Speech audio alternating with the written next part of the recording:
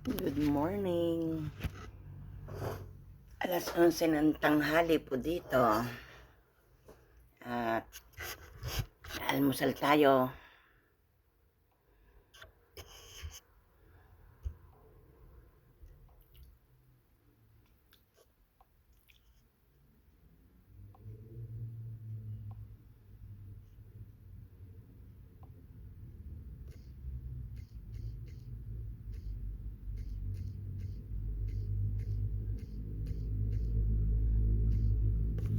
Breakfast time.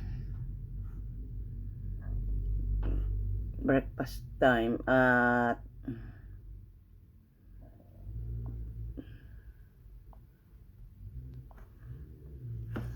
iya. Magbe-breakfast na ng matanda. Kape. Gandang umaga sa ating lahat. Kain na kayo. Almusal tayo. Ang almusal ko ay corneto, avocado.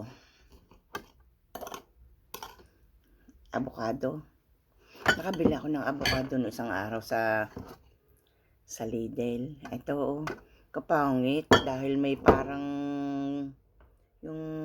panahi. Mabuti ang nabili ko yung datatla.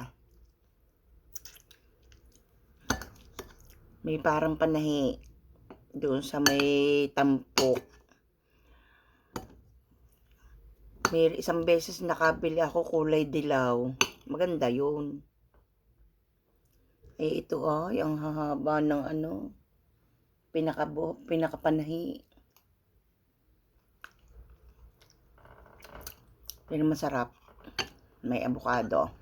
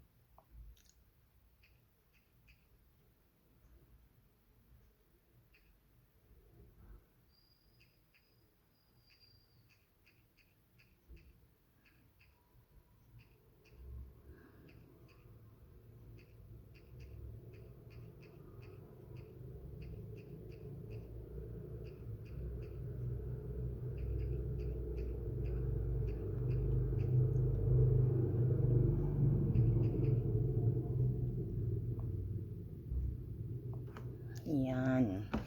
Good morning. Breakfast time. 11 a.m. 11 ng at tanghali. Ang nilabahan ko, yan nakasampay sa taas. Hindi pa na tuyo. Paglalaba pa ulit ako mamaya. Itong almusal ko ay isang avocado. Yan Tapos corneto. Dalawang corneto. Yan. Dalawang corneto. Isang avocado.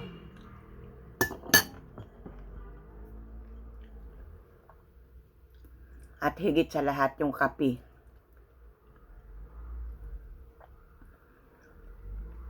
Eleven na ng tanghali. Bumangon ako. Hindi na ako nakakatulog sa gabi.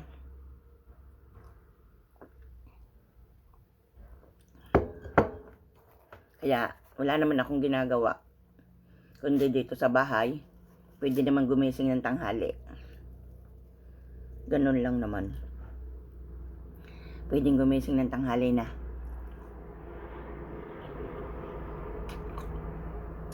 So, kain tayo. Maya-maya, nandito na yung aking mga kasamang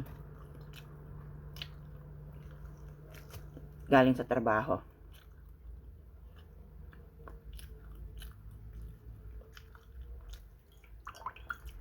Kain na. Kain na tayo. At dito lang ako nakakakain ng cornetto sa Italia. Sa Pilipinas hindi ko kayang bumili.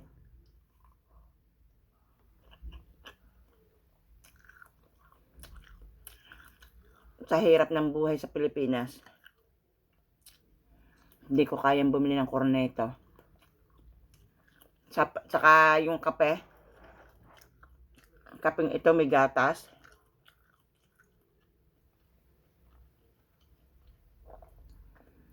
Hindi ko alam kung magkano na. Siguro mahigit ng 100. Tagal na rin kalaki pa ang baso.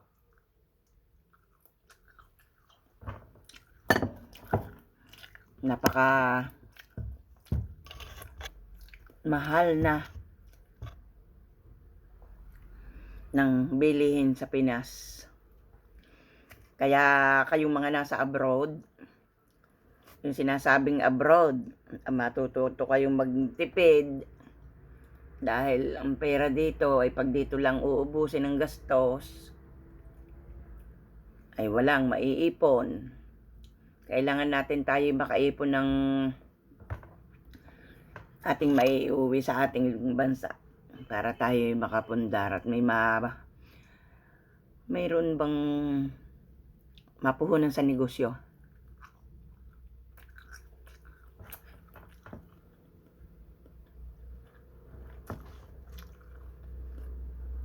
Laking bagay dito dahil talagang 10 euro makapag-almusal ka na. Sa atin Pinas, 10 euro, 10 peso mo, wala. 100 peso mo, yun, makapagkape ka na. Bili ng galpong. Magkanong asukal?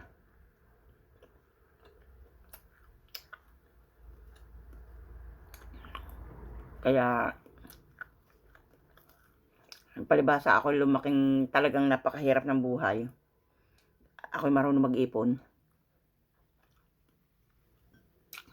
Paminsan-minsan na may nakain din naman ng katulad dun sa iba. Tsaka ako hindi ako mahilig pumunta sa mga handaan. At saka wala namang nangungumbida dito. Kahit may nangungumbida ako, hindi natutuwang pumunta. Alam nyo dito marami hindi naman lahat. Dito yung mga Pilipino nakarating Italia, alam na walang trabaho. Nako, punta ka sa mga handaan, ang kasutan mo ay mula pa hanggang tuktok at titingnan ng kapwa Pilipino mo. Nakarating lang yun ng Italia. Nakarating lang ng Italia. Kung makatingin sa kapwa, akala may kakainin ng buo. Ayun ang iniiwasan ko. Dahil kahit naman ako ganito ang pagkatao ko, malayo-layo na rin naman ang aking narating. Hindi naman ako na may kung makitungo sa kapwa pantay. At lalong sa mga kasuotan ng katawan, ay hindi ninyo ako makikitang tumulad doon sa mga ibang Pinoy dito, Pinay, na talaga namang pagkakikisig. Tapos ang mapangit doon, yung pala yung mga utang.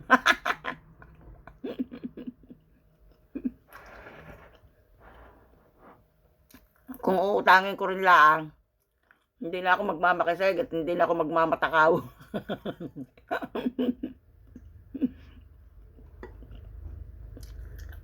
Sa akin ay normal na yung basta may laman ang tiyan. Umaga, tanghali, hapon, nakakakain kahit kaunti. Okay na yun sa akin. Ako'y salamat na sa Panginoon.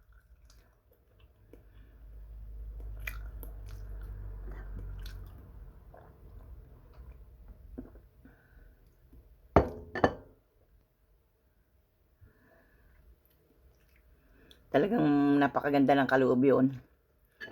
Hindi na ako naghahangad ng ako'y payamanin ng napakayaman. Basta ako'y nakakaraos. Nakakaraos sa maghapon, araw-araw, yung mga araw na dumaan at darating ay nasa magandang kinalalagyan.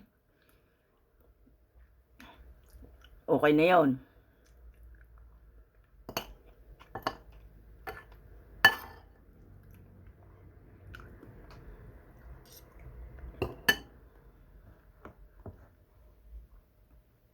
Paano? Mahaba-haba na din yan, mahigit ng 10 minutes. Ay, tuloy ang aking kain. Maraming salamat sa inyo, sa inyong mga nanonood. At lalong higit sa lahat, unang-una, maraming salamat sa Panginoon Diyos at ako'y dinidinig kahit hindi ko siya nakikita. At ang lahat ng aking mga kahilingan sa Kanya, ako'y pinagkakalooban niya. Yung mga kahilingan ko, kinakausap ko siya ng kahit hindi ko siya nakikita para kung nakikipag-usap sa aking kaharap siya.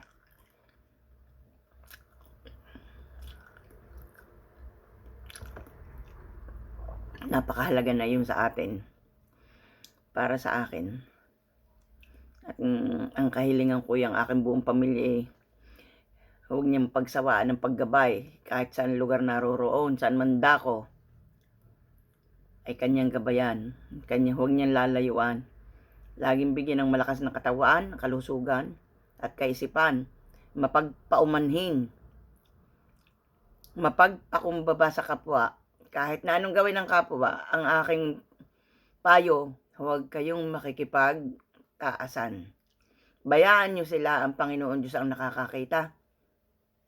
At ang Panginoon Diyos din ang bahalang gumawa para sa ating lahat ng nababagay sa ating kalagayan. Pero sa buong katotohanan, hindi naman maiwasang hindi sumama ang loob. Pero yun lang, huwag nang taasan. Bayaan sila at yun ay may karma. May karma, ang mapang-api sa kapwa ay may karma. Ang karma ngayon ay, diba, kita natin yung internet, ang bilis. Kahit nga nasa Pilipinas, kahit nasa ibang bansa, tatawagan mo lang, kausap mo, katabi mo na agad.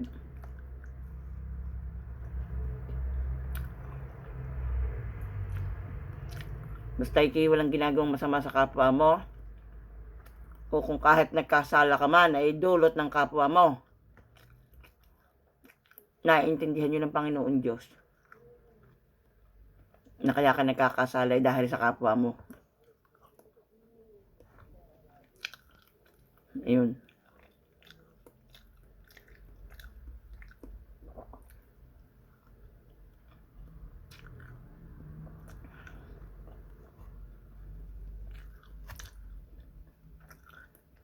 Ako lumaking napakahirap ng buhay. Yung nakikita ko sa Facebook na mga bahay na kubo, ang bubong ay kugon, ang dingding ay kugon. Ayan, naranasan ko yan nung kami maliliit pa.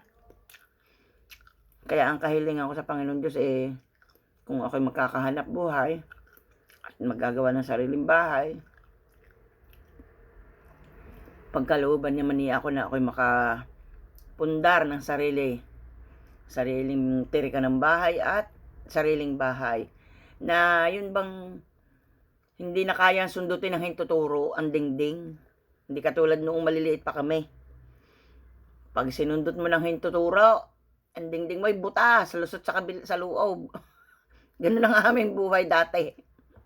Pero ngayon, sa kaloob ng Panginoon Diyos ang dingding namin hollow block na.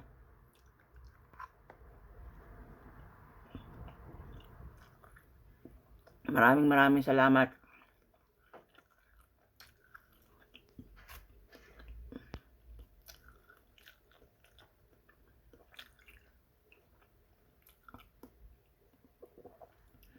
At ang aking kape ay paubos na rin.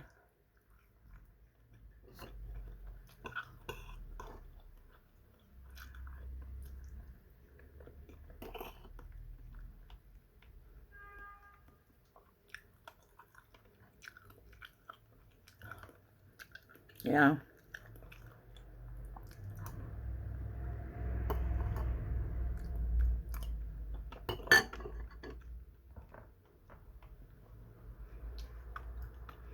Yung mga taong mapanglamang ay pabayaan.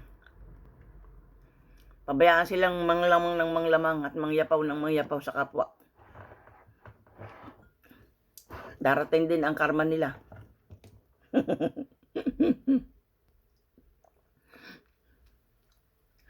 Darating din ng para kanilang karma.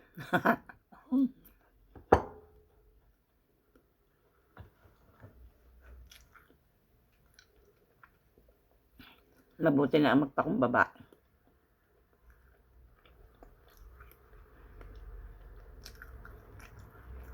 Nakatungtong lang ng Italian sinasabi. Naku po. Nakakaya sa sarili.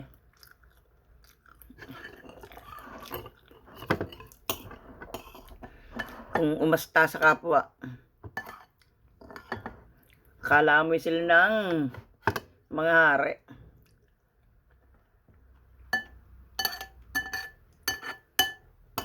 Kung pagsalita ng kapwa, akala mo sila ng hari.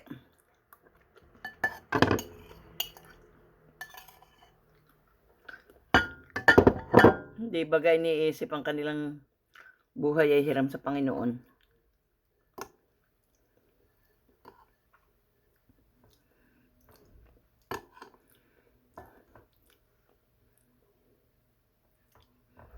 Ang iniintindi nila ay sarili. Sos mundane.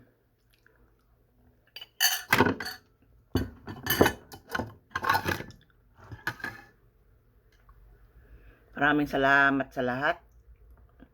Unang-una sa Panginoon. Nakatapos ako ng almusal.